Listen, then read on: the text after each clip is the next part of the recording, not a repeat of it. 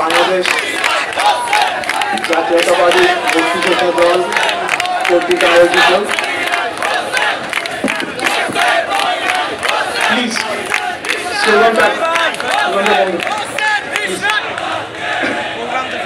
বাংলাদেশ জাতীয়তাবাদী মুক্তিযোদ্ধা দল কর্তৃক আয়োজিত আজকে দেশপ্রেম, গণতন্ত্র এবং আগামী দিনে নির্বাচনের প্রয়োজনীয়তা নিয়ে মত বিনিময় এই সভার সম্মানিত সভাপতি, মঞ্চে উপস্থিত আছেন সম্মানিত প্রধান অতিথি। আমি সময় সংক্ষিপ্ত করার জন্য একে একে সকলের নাম নতুন করে আবার উচ্চারণ করলাম না, কারণ অনেক বীর মুক্তিযোদ্ধারা এই মঞ্চে আছেন, সামনে উপস্থিত আছেন বীর মুক্তিযোদ্ধারা। আমি প্রথমে বলতে চাই, আমি অত্যন্ত গর্বিত বোধ করছি যে এই বীর মুক্তিযোদ্ধাদের সাথে একই মঞ্চে আমাকে আসন গ্রহণ করার সুযোগ করে দেওয়া হয়েছে। সেজন্য আমি জাতীয়তাবাদী মুক্তিযোদ্ধা দলের প্রতি আন্তরিকভাবে কৃতজ্ঞতা পোষণ করছি। এটি এমন একটি মঞ্চ, এমন একটি সভা, এই সভার একদম পিছনের সারিতে সর্বশেষ চেয়ারেও যদি আমি বসতে পারি তাতেও আমি নিজেকে গর্বিত মনে করতাম। আমি এই জন্য আবারও মুক্তিযোদ্ধা দলকে আন্তরিকভাবে ধন্যবাদ জানাচ্ছি এবং আমাদের প্রধান অতিথিকেও ধন্যবাদ জানাচ্ছি। আমি বক্তব্য দিব না, আজকে বক্তব্য শুনতে এসেছি। বীর মুক্তিযোদ্ধারা আছেন, আপনাদের থেকে আমরা বক্তব্য শুনে আগামী দিনে বাংলাদেশকে, এই স্বাধীন সার্বভৌম বাংলাদেশকে এগিয়ে নিয়ে যাওয়ার জন্য এবং যে কারণে মুক্তিযুদ্ধ হয়েছিল, বাংলাদেশকে একটি গণতান্ত্রিক রাষ্ট্র হিসেবে প্রতিষ্ঠার জন্যই এই মুক্তিযুদ্ধ হয়েছিল, সেটিকে আবারও পুনঃপ্রতিষ্ঠার জন্য আমরা কাজ করে যাব।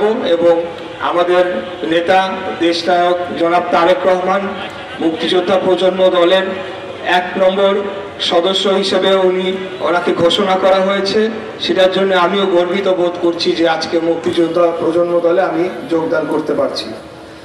প্রিয় উপস্থিতিবৃন্দ, বেশি কথা বলবো না, আমি যেটা বলেছি যে আমাদের অনেক সিনিয়র মুক্তিযোদ্ধা এবং নেতৃবৃন্দ রয়েছেন, তাদের মুখ থেকে শুনবো। আমি শুধু একটা কথা বলতে চাই যে বিভেদ আমাদেরকে দুর্বল করবে। কোনোভাবে আমাদেরকে আগামী দিনে বাংলাদেশ রাষ্ট্রকে যদি আমরা টিকিয়ে রাখতে চাই, আমাদেরকে নিজেদের মধ্যে থেকে বিভেদ দূর করতে হবে এবং অন্যান্য যারা রাজনৈতিক শক্তি, রাজনৈতিক দল রয়েছে, বিশেষ করে গত বছরের জুলাই অভ্যুত্থানের যারা গণতান্ত্রিক আন্দোলনের যারা শক্তি ছিল, গণ অভ্যুত্থানের যারা শক্তি ছিল, আমাদের মধ্যে যদি বিভেদ সৃষ্টি হয় তাহলে বাংলাদেশের জন্য সেটা ক্ষতিকর হবে। এই জন্যে যে বহির শত্রু অথবা বহির শক্তি যাদেরকে আমরা চিনি, তারা বাংলাদেশের প্রভাব বিস্তার করে বাংলাদেশকে একটা করদ রাজ্যে পরিণত করবে, যেটি বিগত 17 বছরে আমরা দেখেছি খুনি স্বৈরাচারী ফ্যাসিস্ট হাসিনা এবং তার দোসররা বাংলাদেশকে ভারতের হাতে বিক্রি করে দিয়েছিল, আমাদেরকে ভারতের দাস হিসাবে তারা পরিণত করেছিল।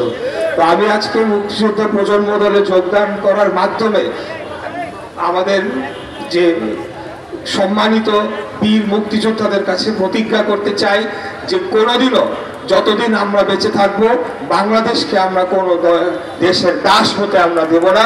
আমরা আমাদের লড়াই, আমাদের সংগ্রাম, এটা আমরা চালিয়ে যাব। এর পাশাপাশি বাংলাদেশ যদি মাথা উঁচু করে দাঁড়াতে হয় তাহলে গণতন্ত্রের কোনো বিকল্প নাই। আর গণতন্ত্র প্রতিষ্ঠা যদি করতে হয় তাহলে জনগণের ম্যান্ডেটের বিকল্প নাই। আর জনগণের ম্যান্ডেট যদি অর্জন করতে হয় তাহলে একটা নির্বাচনের কোনো বিকল্প নাই।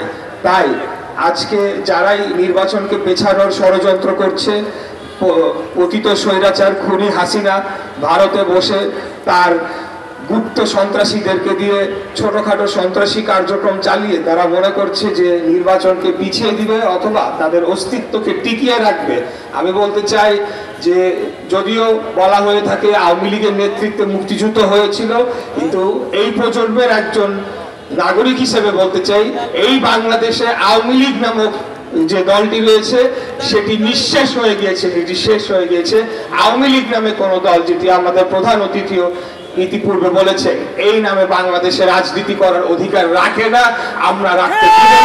গত বছর যে গণহত্যা হয়েছে সেটির বিচার না হওয়া পর্যন্ত এবং খুনি হাসিনা সহ প্রত্যেকটি যারা এই গণহত্যার নির্দেশনা বাস্তবায়ন করেছে, এই নির্দেশনা চালিয়েছে এবং গুলি চালিয়েছে, তাদের প্রত্যেকের সর্বোচ্চ বিচার এবং সেই এবং তাদের যে শাস্তি সেটি কার্যকর না হওয়া পর্যন্ত বাংলাদেশে আওয়ামী লীগ যদি কোথাও আবারও মাথাচাড়া দিয়ে উঠতে চায়, আমি আমাদের মুক্তিযোদ্ধা প্রজন্মের দলের ভাইদেরকে বলবো, আপনারা অতন্দ্র প্রহরীর মতো বাংলাদেশকে রক্ষার জন্য এই পতিত ফ্যাসিবাদের বিরুদ্ধে আপনারা লড়ে যাবেন।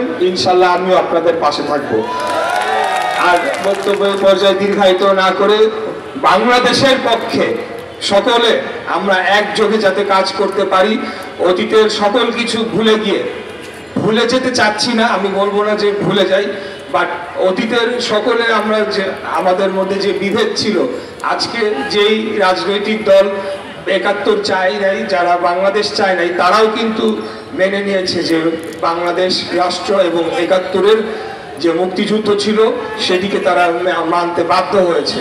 তো আমরা এখান থেকে যদি আরো নিজেদেরকে একতাবদ্ধ করতে পারি, বাংলাদেশের সকল জনগণকে বাংলাদেশের জাতীয় স্বার্থে, বাংলাদেশের নিরাপত্তার স্বার্থে ঐক্যবদ্ধ করতে পারি, তাহলে আমি মনে করি এই দক্ষিণ পূর্ব এশিয়ায় আমাদেরকে কেউ চোখ রাঙাতে পারবে না, আমরা মাথা উঁচু করে দাঁড়িয়ে থাকতে পারবো। এবং অবশ্যই যেই বাংলাদেশের স্বপ্ন আমরা দেখেছি, শহীদ রাষ্ট্রপতি জিয়াউর রহমানের বাংলাদেশি জাতীয়তাবাদকে ধারণ করে আমরা এগিয়ে যাব এবং বাংলাদেশকে একটা উন্নত শক্তিশালী রাষ্ট্র হিসেবে গড়ে তুলতে পারবো, সেই আশাবাদ ব্যক্ত করে সবাইকে আবারও ধন্যবাদ জানিয়ে আমার বক্তব্য এখানে শেষ করছি। খোদা হাফেজ। বাংলাদেশ জিন্দাবাদ, বাংলাদেশ জাতীয়তাবাদী দল জিন্দাবাদ। শহীদ রাষ্ট্রপতি জিয়াউর রহমান অমর হোক, দেশনেত্রী বেগম খালেদা জিয়া দীর্ঘজীবী হন, আমাদের প্রাণপ্রিয় নেতা আগামীর প্রধানমন্ত্রী ইনশাআল্লাহ দেশ নায়ক জনাব তারেক রহমান জিন্দাবাদ জিন্দাবাদ জিন্দাবাদ। আসসালামু আলাইকুম।